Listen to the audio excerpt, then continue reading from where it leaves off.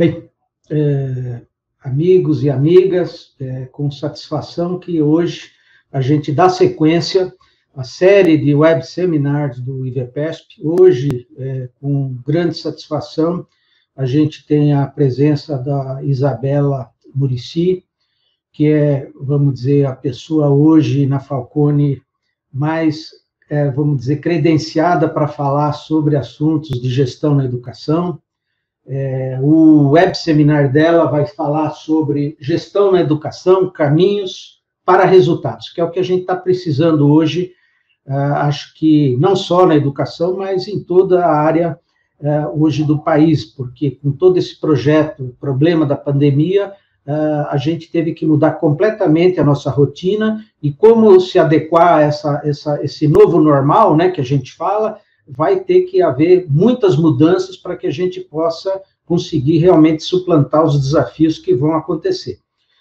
Avisar que, então, esse web seminar está sendo transmitido ao vivo, tanto pelo canal do IVEPESP, pelo canal da Falcone e também pela TV Com Sorocaba, que também está transmitindo todos os nossos eventos. Então, eu queria, então, dando esses recados, agradecer mais uma vez a presença de todos vocês que estão nos assistindo, né? E que passar, então, de forma imediata a palavra para Isabela Murici, que vai, então, apresentar exatamente a questão, a gestão na educação, caminhos para resultado. Por favor, Isabela. Boa tarde a todos, professor Hélio, eu agradeço aí imensamente o convite, a oportunidade, né, de participar desse web seminar e de, né, compartilhar um pouco as nossas experiências, né, e conceitos de gestão como forma aí de alcançar melhores resultados. Então, boa tarde a todos. A gente trouxe uma apresentação que resume um pouco do que a gente gostaria de falar. Trouxe alguns exemplos e alguns conceitos para exemplificar como que a gestão pode e deve ser usada no segmento educacional, né? E aí independe se é no setor privado, na área pública, na educação básica ou no ensino superior. Para me apresentar, então, como o senhor falou, né, eu sou sócia da Falcone, atuo já desde 2003 com projetos em educação, com gestão em educação. Tive a oportunidade de escrever em coautoria 3 livros sobre o tema e participar aí de dezenas de projetos com esse foco, né, de levar gestão para redes de educação públicas e privadas. A Falcone é uma consultoria de gestão com foco em resultados, a gente atua aí há mais de 30 anos em diversos segmentos da economia, dentro e fora do país, trabalhando para alcançar resultados excepcionais por meio da gestão. Então, a ideia hoje é compartilhar um pouco dessa experiência com um olhar na educação. Quando a gente fala, né, por favor, Matheus, quando a gente fala de resultado em educação, não tem como a gente não voltar à LDB e voltar ao papel da educação, né, que é preparar o indivíduo para a vida, o desenvolvimento social, intelectual e emocional, né, e quando a gente olha para essa função tão nobre e necessária, né, e que muitas vezes ela não é cumprida na sua completude, né, a gente vê aí oportunidades e necessidades, por favor, para avançar aí com o trabalho de gestão com foco em educação. Falando em resultados, né, e aí a partir do que a gente vê como princípio, como função na LDB, né, a gente fala... Quando fala de resultados em educação, a gente pensa, né, num indivíduo preparado para a vida e ciente de seu papel, como também organizações, redes públicas e privadas que são, né, que têm uma sustentabilidade financeira, que têm um orçamento adequado e que conseguem remunerar também de forma aí adequada seus acionistas, donos, quando a gente fala do segmento privado, ou então quando a gente tem os recursos necessários para executar aí plenamente a função educação, né? Para chegar aos resultados, a melhoria dos resultados, existem processos, fatores que estão no processo ensino-aprendizado e que precisam funcionar de forma adequada, né, cumprir sua função para que esses resultados aconteçam, né? Então, desde da estrutura física adequada, da organização dos alunos, alocação dos professores, né, de ter processos de gestão de pessoas que selecionem de forma adequada, que coloque desafios, que desenvolva as competências, né, que a gente tenha um currículo adequado, que traga os elementos necessários para desafiar os alunos, para buscar novos patamares de desempenho, o relacionamento com a comunidade escolar, com a família, né, dependendo se é educação básica ou se é ensino superior, é preciso ter, então, esses elementos dos processos funcionando de forma adequada. E para que isso aconteça, é importante, por favor, que a gente tenha método de gestão. Método é caminho para alcançar resultados, né? Então, entender quais são esses processos, o que é crítico nesse processo, que precisa funcionar bem, que precisa estar bem estabelecido, quais são os fatores que influenciam esse resultado e que precisam ser gerenciados, cuidados, trabalhados, para que a gente tenha aí cada vez mais a possibilidade de avançar no alcance de melhores resultados na formação do indivíduo, na formação dos jovens e crianças, como também em resultados financeiros de satisfação adequados para as instituições, por favor. A gente vai, então, avançar um pouquinho, e eu trouxe 3 exemplos da aplicação do método de gestão, que é a atividade de solucionar problemas prioritários, né, solucionar problemas relativos aos temas prioritários da organização. Então, entender quais são esses principais resultados e como que a gente pode atuar para melhorá-los, né? Quais são os fatores causais que precisam ser trabalhados, né, de uma forma metódica, disciplinada, mais ágil também, né, para gerar resultados no menor espaço de tempo possível e que seja sustentável. Então, o primeiro caso que eu trouxe, né, é um caso de uma atuação que a gente fez numa rede pública de educação básica. Geralmente, quando a gente desenvolve projetos aí com diversas organizações, ajudando a fortalecer o sistema de gestão dessas organizações, né? O sistema de gestão é um conjunto de partes interligadas que tem a função de entregar resultados, né? Então, a gente entende onde é que está o problema que está afetando aquele resultado. Então, você deve ter um olhar estratégico para pensar no crescimento dos resultados, novos patamares de resultado.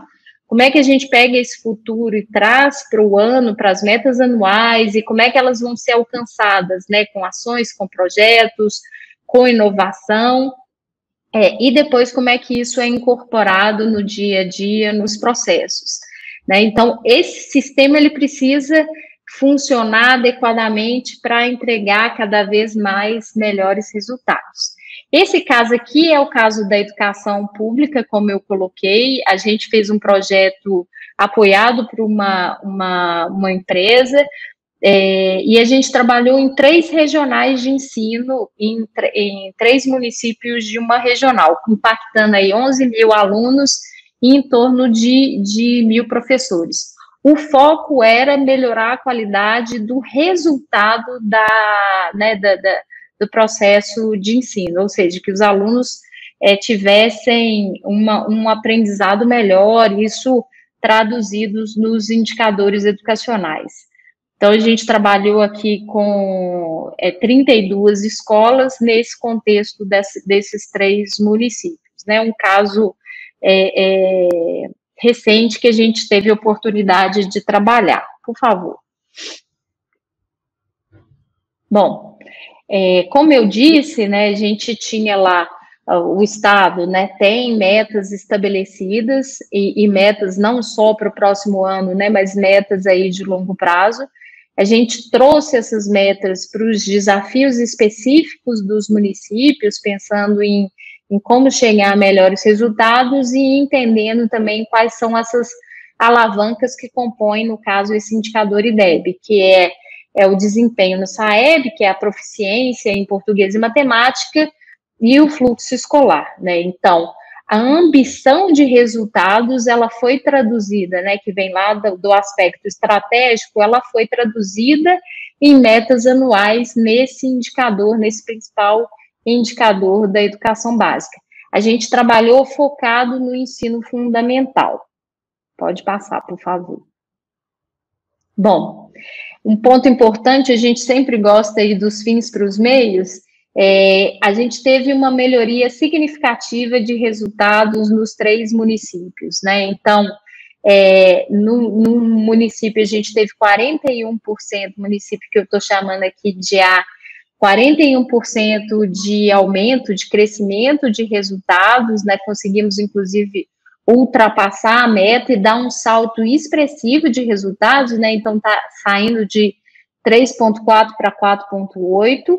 No município B, a gente conseguiu crescer 14% e alcançar 95% da meta, e no terceiro município, crescer 16%, que também é um crescimento bem significativo. Quando a gente olha, a gente comemora o crescimento, o avanço, né, mas ainda está bem distante do ideal, né, porque essa escala aqui vai até 10, então tirar 4,8 não é o adequado, por isso que a gente precisa, quando fala de meta, né, e principalmente no setor público, infelizmente a gente ainda tem muita essa realidade de ter resultados muito abaixo do nível desejado e adequado, né? Então, mas foi um crescimento e um processo importante aí de trabalho das equipes escolares, da regional de ensino, os técnicos envolvidos, professores, no engajamento para melhorar os processos educacionais, os processos de gestão, os processos, né, relacionamento com a comunidade, para chegar nesses resultados que são extremamente significativos. Por favor. Eu vou contar um pouquinho do passo a passo que a gente fez nessa rede. O primeiro ponto foi, a gente pegou o método de gestão, método, né, de solução de problemas, e traduziu na linguagem específica da rede, né, numa linguagem que fosse de fácil entendimento e utilização, né? Então, o método PDCA, ele passou a ser chamado método de melhoria de gestão na rede, e a gente pegou também as etapas do método e traduziu, né, como conhecendo o problema, quebrando o problema, que é a análise de fenômeno, né, que a gente vai entendendo aí as características específicas do problema até chegar nas boas práticas e no compartilhamento dessas boas práticas para que a rede pudesse incorporar isso na rotina e pensar em próximos passos, em próximas etapas de melhoria. Então, a partir disso, a gente avaliou, né, as escolas e pensou em que desafio seria possível estabelecer para cada uma delas. A gente formou cluster de escolas, né, de acordo com alguns critérios de agrupamento, aqui no caso a gente utilizou o indicador socioeconômico e o indicador de complexidade de gestão, para que a gente pudesse comparar escolas comparáveis e pudesse identificar aí benchmarks, né, referências para estabelecimento de metas. Então, foi feito escola por escola, esse olhar de avaliação, de comparação, de referência, para que a gente pudesse chegar aí às metas específicas de cada uma delas. Por favor. Bom, as capturas levaram, né, em conta, então, os resultados em cada uma das alavancas, né, tanto a proficiência quanto o fluxo escolar, e depois a gente fez aí uma consolidação das metas para chegar para a gente verificar se a gente estava conseguindo chegar àquela referência que havia sido estabelecida, né, a partir de um direcionamento estratégico. Por favor. Bom, em visitas às escolas, a gente, então, teve esse trabalho mais no nível estratégico, né, de coordenação da regional, uma proposta inicial de metas baseada em análise, em referências, e a partir daí a gente foi a cada uma das escolas discutir a viabilidade dessa meta, né, num processo aí de negociação, e também de desdobramento dessa meta. Então, por exemplo, a meta do IDEB, ela foi desdobrada em desempenho e o fluxo escolar também desdobrado em cada ano de ensino, para que a gente pudesse ter o desafio correto para cada ano de ensino, chegando inclusive aí a turma e disciplina. Esse processo foi um processo bem interessante, inclusive de aprendizado né, do indicador, das alavancas, de como o resultado acontece. Claro, né, não o aprendizado em si, mas como é que é composto o indicador e como é que a melhoria de um nível de ensino, né, de uma disciplina impacta o todo, e que a escola precisa trabalhar, né, de forma conjunta em todas as disciplinas para que, de fato, o aprendizado seja refletido aí nos resultados educacionais. Por favor. Bom, aqui então um exemplo de uma escola, né?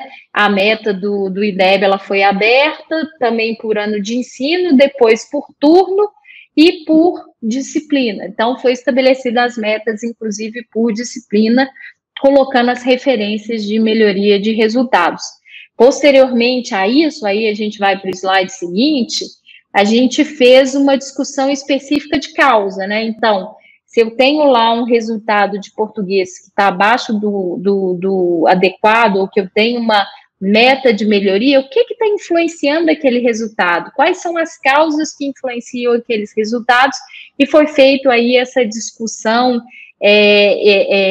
interessante, né, envolvendo inclusive a comunidade, professores, pais, para que a gente pudesse chegar nas causas fundamentais aí para elaborar o nosso plano de ação, né? Então, a gente vai perguntando do porquê, até chegar nas causas fundamentais para ter, de fato, um plano de ação que seja assertivo, que trabalhe naqueles pontos que impactam o resultado.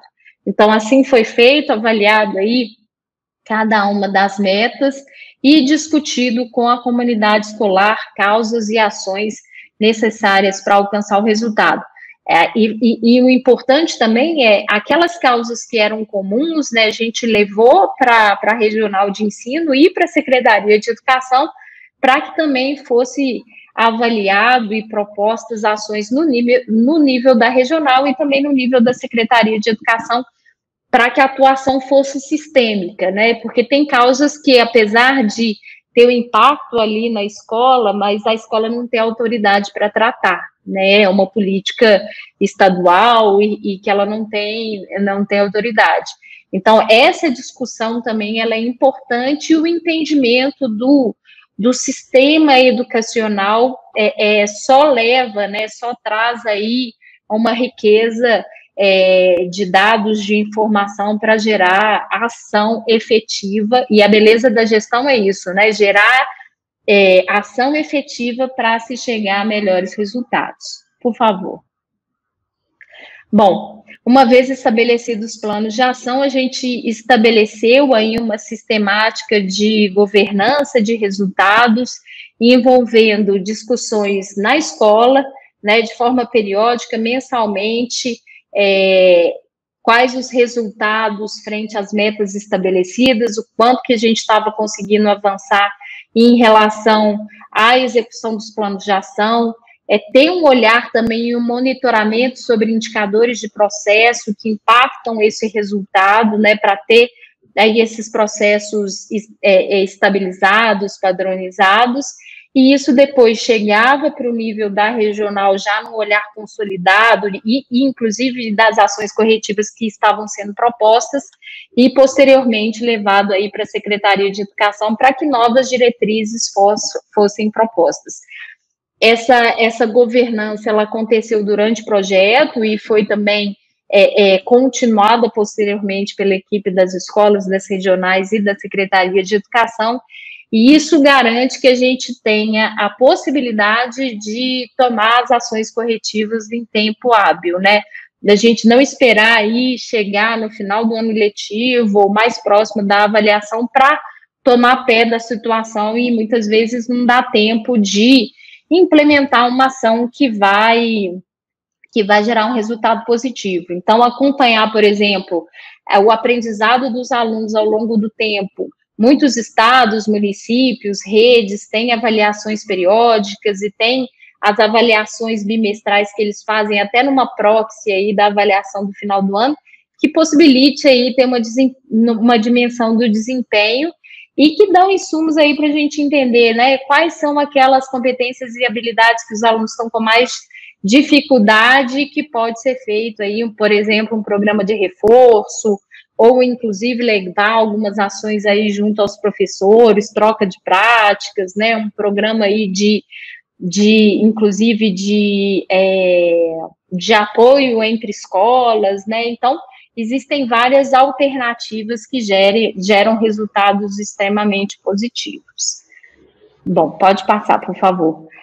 As práticas que geraram bons resultados foram registradas e a gente fez alguns fóruns de troca, de compartilhamento de experiências, e aí foi fomentada a padronização, mas na linguagem específica da educação, para que aquela ação que gerou um resultado efetivo fosse não só incorporada à rotina específica daquela escola, mas que desse possibilidade da rede entender, conhecer e fazer as adaptações necessárias, né, outras escolas fazerem a adaptação necessária para incorporar e para utilizar essa prática. Então, foram momentos extremamente ricos que geraram aí um aprendizado coletivo e um amadurecimento interessante dessa rede de educação. Pode passar, por favor. Bom, um segundo caso é o caso de um colégio que a gente trabalhou com foco em reestruturação organizacional e de processos. O objetivo era gerar resultado financeiro. Esse colégio ele vinha aí com resultados financeiros, né, de EBITDA aí negativos já há algum tempo. E existia a necessidade, né, ele já vinha fazendo algumas ações, mas de ter um impacto aí não só na receita, olhando um processo aí de captação, mas também nos seus custos de despesas. E aí a gente fez um trabalho de reestruturação, né, o olhar para a estrutura e o olhar para o processo, para processos desse colégio. Por favor. Bom, eu vou trazer aqui, então, um primeiro olhar, um primeiro diagnóstico, né? A gente viu, no caso desse colégio, que existia, né, margem para racionalização do quadro, existia um quadro inchado, que a gente sabe que não é a realidade de muitas escolas, né? Nesse caso, a gente tinha uma falta de clareza entre as linhas hierárquicas dessa estrutura, então, uma administração pedagógica disfuncional, que não entregava aquelas atribuições e que não tinha uma vinculação direta com a diretoria. A remuneração também dos colaboradores, ela estava fora das bases do mercado. A gente tinha várias desconexões de atribuições e entregas entre áreas, então áreas que faziam muito mais do que aquilo que era esperado e acabavam fazendo entregas que eram de outras áreas, e a gente tinha duplicidade de entregas, o que significa, no final das contas, desperdício, né? E o desalinhamento das áreas pedagógicas com algumas estratégias importantes da escola, né? Então, tinha que ter esse alinhamento aí. Então, a partir desse entendimento dessa situação inicial, né, a gente fez esse trabalho de estrutura, a gente usou um software da Falcone, que é o OBZ Digital, que ajuda a ter um orçamento partir do zero, que é base zero, né, a reconstruir esse orçamento, olhando para o que de fato agrega valor em termos de entrega. em termos, né, olhando para as áreas, para suas entregas, para que a gente pudesse, então, tomar ações como melhorar a produtividade, simplificar entregas, automatizar, eliminar. Então, existiam algumas possibilidades de ação.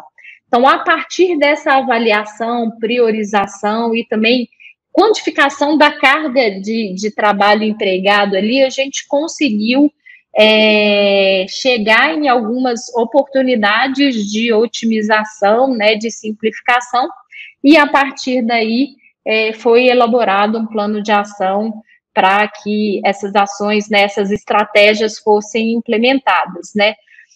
Esse olhar para a estrutura, né, gerou uma oportunidade de otimização em torno de 35% da base, que era bastante expressiva e importante para o futuro daquela organização, porque muitas vezes essa é a pior situação, né, quando você tem que o resultado financeiro ele está muito ruim, a instituição pode ter algum risco e você ter que chegar nesse tipo de discussão. Melhor é pensar em melhoria contínua, em problemas bons, né, de crescimento constante, mas esse é um aspecto aí importante para várias organizações.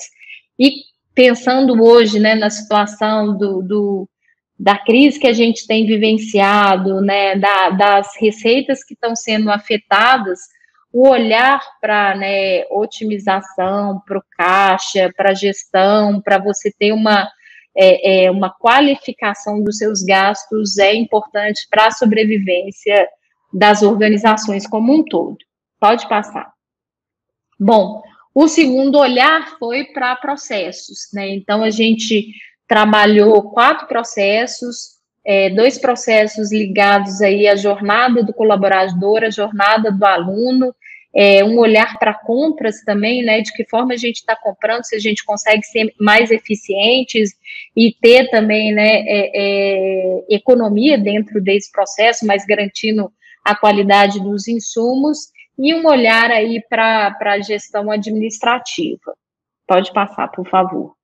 Aqui são 2 exemplos de processos trabalhados, né, então a jornada do aluno, que é desde da atração desse aluno até o relacionamento com os alunos, né? Então, a gente conseguiu chegar num painel de indicadores e as referências necessárias para que a gente pudesse acompanhar, assim, né, diariamente cada uma dessas etapas da experiência, para que a gente tivesse não só um olhar para a maior atração de alunos, mas também para a retenção, né, você identificar aí quais são os pontos de calor que pode ter algum tipo de problema e a gente ter alguma insatisfação, alguma perda aí de alunos.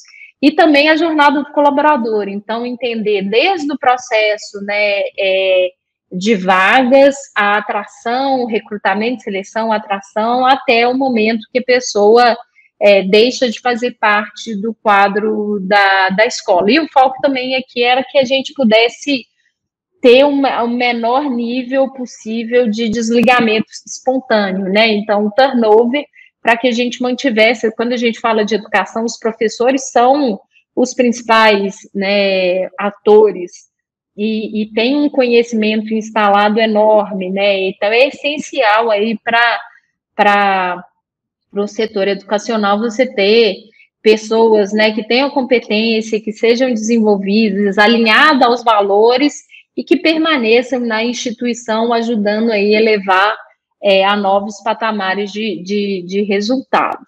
Então, a gente trouxe aqui esses dois exemplos de processo. Pode passar. Bom, então, uma vez que a gente identificou os pontos aí que não estavam funcionando bem ou que poderiam ser melhorados, a gente redesenhou esse fluxo, definiu aí um conjunto de ações necessárias para que esse novo processo, essa nova forma de trabalhar fosse implementada, e pensando também importante, né, quais são os padrões, qual é o checklist, quais são os procedimentos necessários para garantir que aquele novo processo fosse implementado, né, e de que forma também a gente forma as pessoas que trabalham no dia a dia com esses processos para que eles sejam, de fato, internalizados e que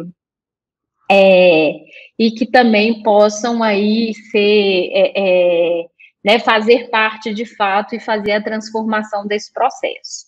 Pode passar. A gente fala agora do nosso terceiro exemplo aqui, que o objetivo foi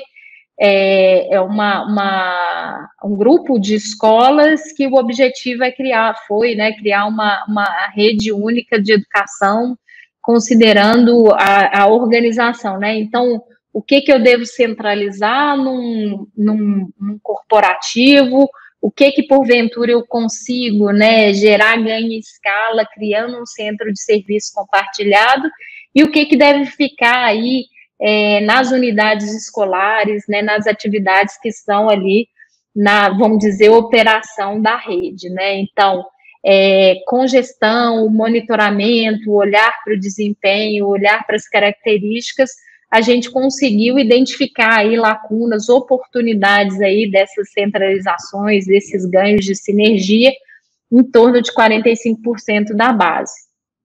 Pode passar, por favor. Aqui a gente trouxe alguns pilares e premissas para o desenho desse modelo de atuação, que então ter uma gestão eficiente do processo pedagógico para que a rede pudesse, né, gerar cada vez mais conhecimento e evoluir, inovar dentro do processo pedagógico, gerando melhores resultados, gerando alunos, né, mais preparados aí para a próxima etapa, para os desafios, ter uma formação docente, usar dados, né? Olha a riqueza que existe no segmento de educação, né? Que é você entender, aprender com os dados, né? Para poder tomar ações corretivas e preventivas, né? E prever algumas ações, isso é super bacana e importante nesse processo, né? Então, identificar melhores práticas, promover a melhoria contínua, ter uma cultura organizacional aí sadia, né, alinhada a valores, entender as características específicas das escolas para você ter ações específicas, políticas específicas, ter interconexão entre as metas, e aí a gente volta a falar de sistema de gestão, né, e qual que é o desafio específico para cada elemento desse sistema de educação, gestão de talentos, uma política de remuneração e benefícios adequado, desenvolvimento de lideranças e atuação focada, né? Se a gente estava pensando numa construção de rede, o que é atribuição de escola, porque muitas vezes a gente vê, né, a escola tendo que lidar com uma série de atividades e problemas e aspectos que às vezes tiram um pouco o foco, e aí seja educação básica ou ensino superior, isso acaba tirando o foco um pouco da atividade primária, da função principal ali. Então, a partir dessas premissas, pode passar, por favor, a gente fez um olhar para, esse é o principal modelo do desenho, né? Para as atividades dessa rede, então, aquelas atividades que estavam ligadas aí ao planejamento, diretrizes, políticas e normas, devia ir para um corporativo, né? Que vai dar as principais diretrizes aí para essa rede. Aquelas atividades que eram ou estavam ligadas à atividade fim, isso, claro, né? Tem que ser na operação, mas atividades que eram repetidas e padronizadas, e que eram de suporte ao negócio, poderiam ir para um modelo aí de centro de serviço compartilhado. Aqui a ideia, né, já existia um interesse de avaliar cenários e avaliar se criar um centro de serviço compartilhado geraria um ganho financeiro, não só financeiro, mas também de produtividade, né, de atendimento, redução aí de SLAs de atendimento. E, nesse caso, se provou, sim, que seria interessante para essa rede de educação. Pode passar, por favor. Então, a gente avaliou alguns processos e alguns processos, então, foram selecionados para ir para o centro de serviços compartilhados e outros para aquilo que a gente estava chamando de corporativo, que definiria aí a estratégia ou o apoio à função finalística das unidades escolares. Então, foi um desenho bem interessante que gera resultados significativos aí para essa rede. Pode passar, por favor. Bom, e aí, como conclusão dessa apresentação, né, para a gente falar aí de resultados e de gestão, né, é importante, principalmente nesse momento que a gente está vivendo hoje, né, de crise, de várias questões que estão afetando não só o nosso dia a dia, mas a perspectiva de futuro, né, a gestão se torna ainda mais importante, né. Então, entender aí também mudanças de comportamento, seja do aluno, da sociedade, né, dos processos de ensino, educação está passando aí, o pessoal fala, né, de que em 4 meses houve aí uma evolução de anos, né, se a gente pensar em inclusão de tecnologia, de digitalização. Então, entender aí, mapear essas oportunidades advindas da mudança de cenário, e aí fazer um novo olhar para a sua estratégia e como é que a gente, a partir da reavaliação das estratégias, a gente revisa orçamento, revisa as metas, melhora os processos, né? Então, trazendo essa questão, até porque a gente não sabe, né, como que vai ser, quando que a gente volta para a forma como a gente, ou se volta, né, para a forma como as aulas eram ministradas antes. Então, como é que esses novos processos, eles precisam acontecer? Gestão de projetos, quando a gente fala de inovação, e esse processo de inovação, ele está acontecendo de uma forma muito rápida, né? O que a gente deve acelerar, o que deve pôr o pé no freio, né? E aí, revisar as rotinas operacionais de suporte, comerciais, pedagógicas, para a gente ter esse olhar aí de resultados. Então, a gente trouxe aqui, né, ambiente de aprendizagem, revisão de premissas de oferta, melhoria dos processos de aprendizagem, né, então, a personalização do ensino e a tecnologia ajuda muito, muito nisso, né, a aproximação da família, nunca foi, né, acho que esse é um momento muito importante, que mesmo à distância, é preciso estar próximo, né, dos alunos, próximo das famílias, né, para que a gente consiga manter o vínculo e criar laços aí importantes para a permanência dos alunos. E aí ajustar, inclusive, sistema de formação e desenvolvimento, né, porque muitos colaboradores, funcionários, professores não estavam, e aí em todos os segmentos, né, não só no segmento educacional, mas não estavam preparados para essas mudanças que estão acontecendo, né, aconteceram e estão acontecendo, e estão por acontecer também. Então, nesse momento é muito importante, né, ter uma nova reflexão sobre próximos passos, próximos anos, e como é que eu ajusto, né, calibro aí o olhar do futuro para o desafio do ano e para os processos que a gente desenvolve no dia a dia. Professor Hélio, obrigada. Opa.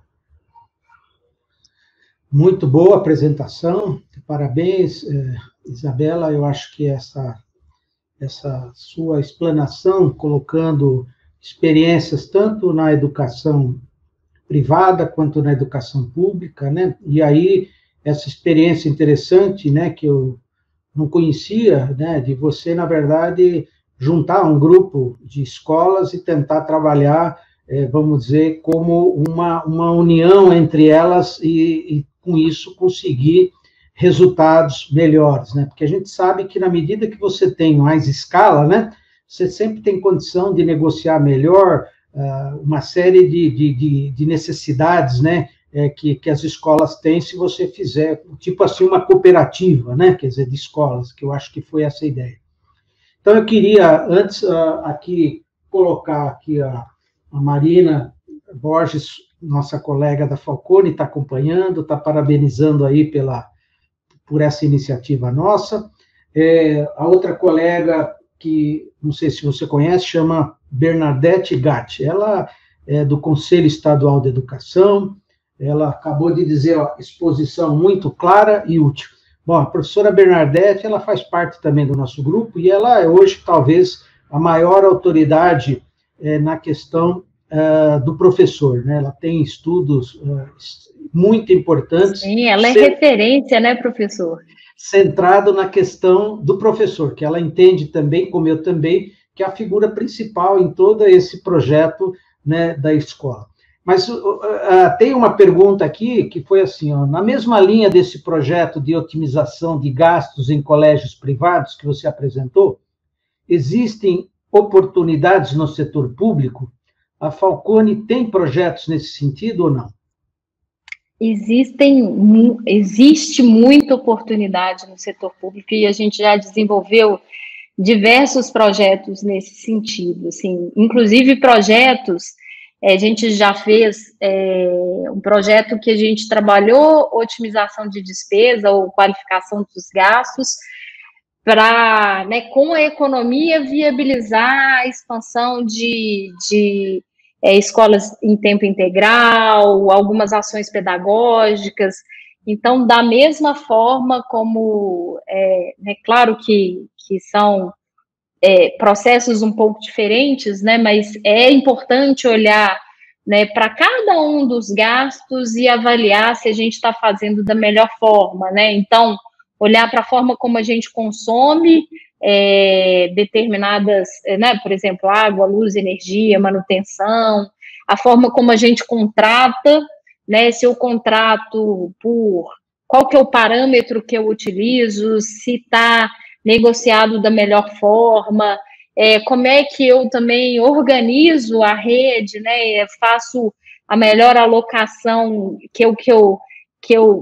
dos alunos nas turmas e dos professores também, turmas e escolas, que, né, esse cuidado ele é importante não só para o resultado financeiro, né, mas muitas vezes você tem na rede pública, né, falta professor na sala de aula, né, então você fica com crianças sem professor de determinada disciplina, mas se você fizer um processo aí, né, de um quebra-cabeça eficiente, você consegue reduzir essa lacuna, e também você pode organizar para ficar, né, para gerar um benefício, inclusive, para o próprio professor, que muitas vezes dá aula em mais de uma escola, e isso acaba acarretando o dia a dia dele, trazendo uma série de complicações. Então, olhar para a estrutura, olhar para os processos, olhar para as principais despesas, olhar para a forma como a gente contrata e gasta.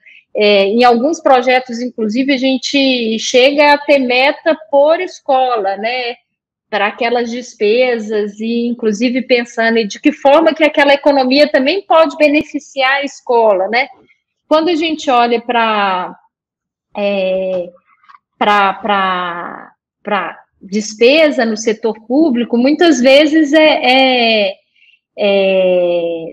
ter o olhar, ter o cuidado com os processos, né, ter as políticas estabelecidas, acompanhar, ter processos aí de avaliar, né, o cumprimento de alguns padrões. Então, é muito importante e relevante trabalhar também despesas em redes públicas, né, gera um ganho expressivo que viabiliza uma série de outras iniciativas, né, podem viabilizar, né, se for de interesse, claro, né, do secretário, da rede, mas como recurso financeiro, e hoje, né, estados e municípios, a gente tem uma situação aí de crise fiscal em boa parte deles, né, ter a possibilidade de usar de forma eficiente e gerar aí uma economia para viabilizar outras ações é muito importante.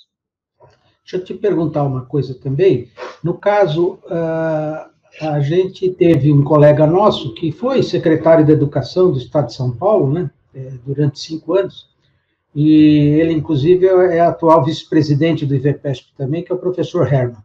E uma das coisas que sempre nas conversas com ele me comentava, as dificuldades de mudanças no setor público, na educação básica, ela tem uma oposição muito complicada dos sindicatos, né? Você pega aí, por exemplo, no estado de São Paulo, você deve ter 5 ou 6 sindicatos que as mudanças, elas são muito complicadas, porque isso tudo, a experiência da Falcone na área pública, pelo que eu vi ali, você se concentrou, no exemplo que você colocou, foi no estado do Paraná, né? Pelo que eu vi lá, né? Como é que você sentiu essa dificuldade na implantação das medidas, estou dizendo, na área de escolas públicas? Tá, ótima pergunta, professor. Inclusive, eu tive aí a honra, a oportunidade de conhecer o professor Herman, quando ele era secretário. A Falcone ajudou a implantar um modelo de gestão para as escolas estaduais de São Paulo, que é o MMR, é o Método de Melhoria de Resultados. De fato, assim, a gente tem, não só no setor público, né, mas quando a gente fala de, né, trazendo aí as experiências do setor público, a gente tem algumas resistências, né, a alguns processos, a algumas inovações. E, desculpa, gente, meu filhinho...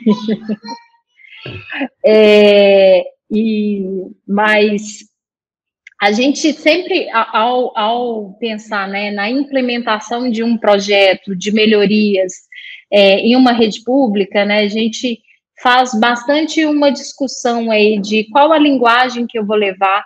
As pessoas precisam entender o que está sendo feito, conhecer o que está sendo feito, né, ver o benefício para poder engajar dentro do processo. Então, eu vou pegar o exemplo de São Paulo, né? Foi uma construção coletiva esse processo, né? Então, assim, chamando as diretorias regionais para participar, a gente começou com um piloto, né? Os supervisores se engajaram ali e, aos poucos, a gente fez um processo de expansão. Então, conhecer a rede, como que ela funciona, qual que é a cultura, né? Quais são as dores também, por quais situações essa rede já passou, né? Porque setor público a gente tem muito isso e tem que ter a sensibilidade de entender que já foram feitas uma série de iniciativas que muitas vezes, né, aquelas pessoas se engajaram, né, participaram, acreditaram e que acabaram, as iniciativas voltaram, né, acabaram não acontecendo mais. Então, assim, entender esse processo e trabalhar esses aspectos, mostrando, né, e aí a liderança do secretário é fundamental, dos diretores de escola, né, para mostrar que aquela ação é importante, é séria, vai ter continuidade. Então, assim, comunicação, participação, co-construção é importante. E à medida que a rede vai se apropriando do processo, claro que a resistência ainda vai acontecer, mas ela perde força.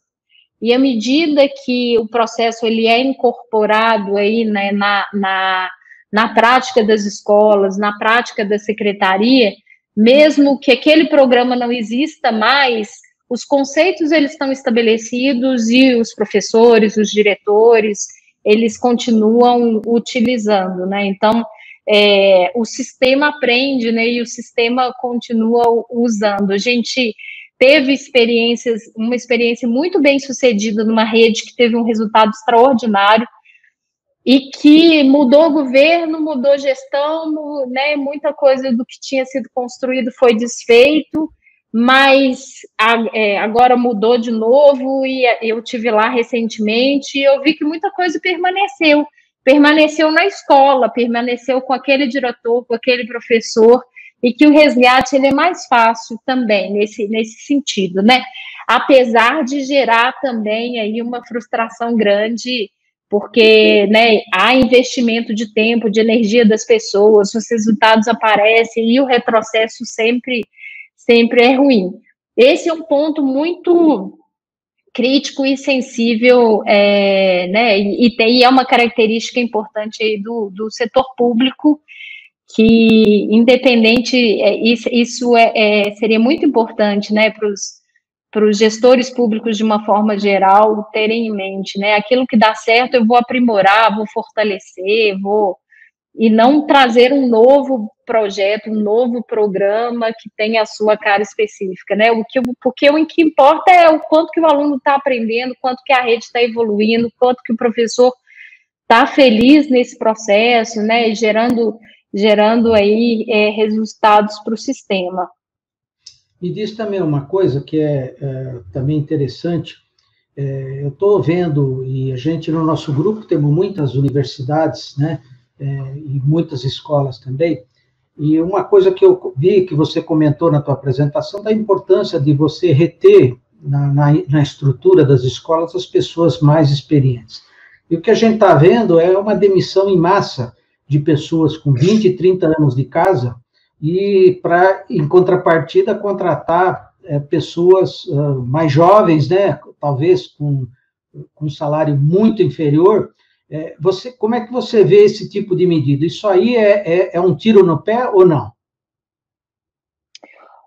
Olha, professor, essa pergunta é importante, assim. Depende muito da situação, assim, claro que o melhor dos mundos é ter profissionais com bastante experiência, conhecimento, né, que vão agregar valor para o processo. Isso é fundamental. Então, reter essas pessoas, desenvolver, né, acompanhar e cuidar desse processo, ele é essencial. A gente, por exemplo, na Falcone, né, que é uma empresa de consultoria de conhecimento, ter pessoas com conhecimento, né, e com experiência também, e a experiência, claro, que vem da prática, e a prática vem com anos, né, de trabalho, é importantíssimo.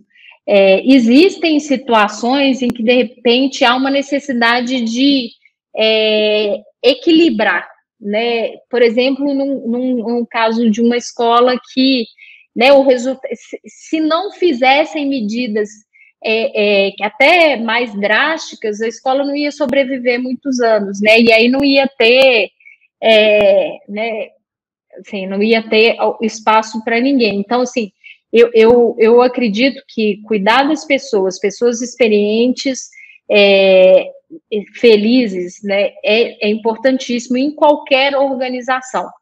Em algumas situações, vai ter, talvez seja necessário, se não tiver outras alternativas, né, porque sempre é melhor pensar em outras alternativas, mas pode ser que tenha uma necessidade de ajuste, mas não de forma nenhuma trocar o quadro e ficar só com determinado grupo, né? Tem que ter aí um balanceamento, tem que ter experiência, tem que ter conhecimento, transferência, né?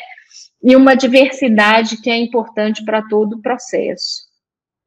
E diz o seguinte, no cenário de crise, isso é uma pergunta também que veio, qual a relevância da formação dos professores para enfrentar o novo contexto? Quer dizer, para a Falcone, quer dizer, qual que é realmente a relevância da formação dos professores?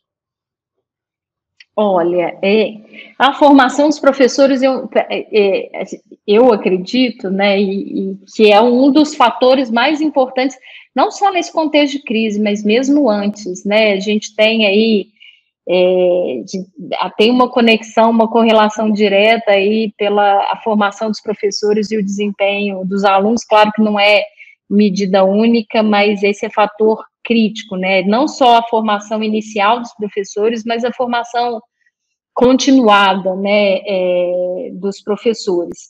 Nesse momento em que a gente tem não só dificuldades da forma, né, da dinâmica da aula, né, com várias alternativas, a gente tem uma diversidade enorme aí de situações nas famílias, né, das crianças. O Brasil é um país muito desigual, com realidades totalmente diferentes, né?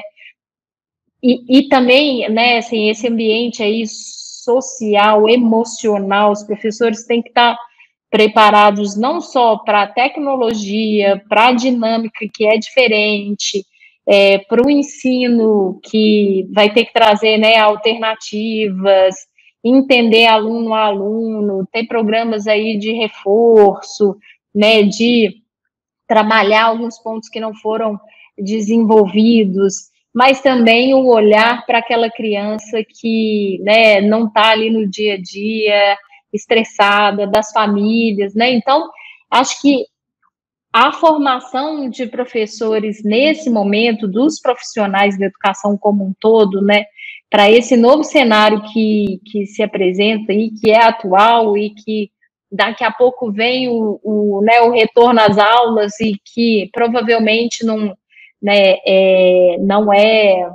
não vai ser da forma como era, a gente vai ter alternância, menos alunos por turma, cuidados adicionais, menos tempo, né? Então, tem que ter uma preparação e um olhar cuidadoso para esses profissionais que também estão passando por uma série de questões né, e dificuldades e que afetam o seu dia a dia também, as suas famílias. Então, formação de professores nesse contexto tem um olhar específico aí para essa nova dinâmica de sala de aula, de ensino, mas fora desse contexto também que a gente vivencia hoje, a gente acredita que é um dos aspectos aí mais importantes e que deve ser uma prioridade nacional de se trabalhar, né? Desde da forma, né, como as instituições atuam na formação inicial dos professores,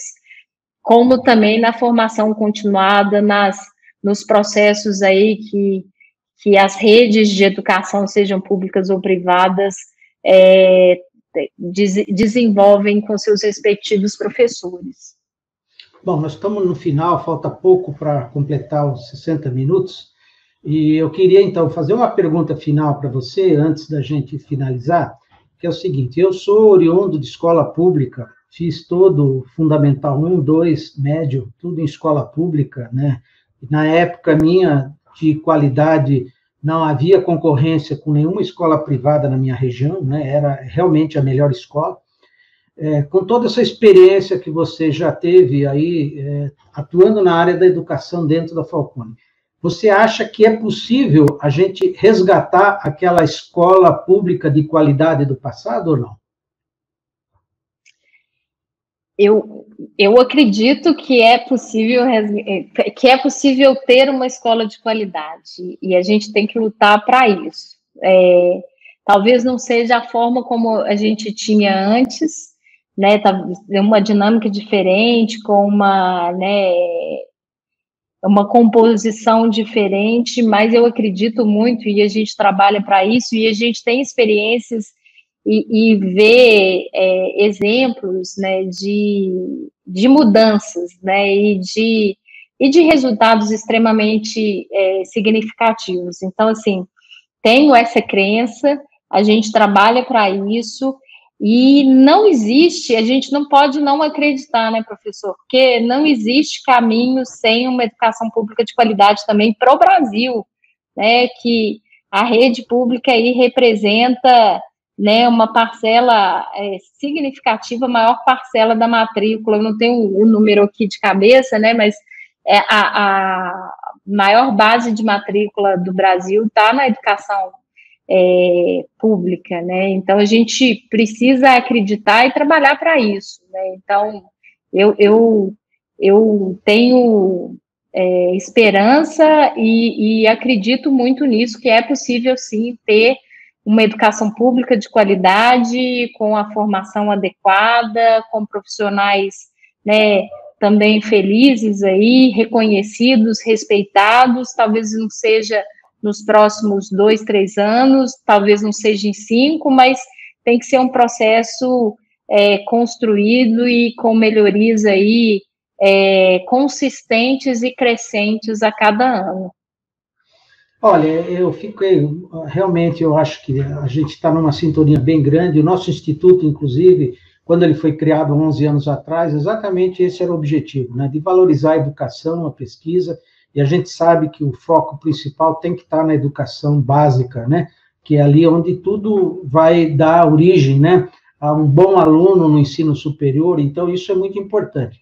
Assim, também como nível de sugestão, quem sabe a gente poderia, talvez, uma parceria do IVEPESP com a Falcone, a gente propor, né, um plano de educação, né, de Estado, né, para o Brasil. Quer dizer, qual que deveria ser, né, um plano? Porque você sabe que esse plano não existe, não tem, é o que você falou várias vezes aí, né? Você fez um projeto no Estado, de repente muda a gestão, essa gestão, então, quer outra visão para que tenha sua marca, e a gente vai assim, a gente vai de governo em governo, cada governo interrompe o que foi feito e faz isso, e a gente não tem. Então, quem sabe a gente possa aí, uma hora, pensar em fazer uma proposta para discussão, para colocação, para os nossos congressistas e tal, um plano que a gente precisa um plano de Estado, né, que não seja um plano de governo, né, porque todo mundo faz um plano de governo na sua candidatura, seja governo, agora vamos ter eleição para os municípios, né,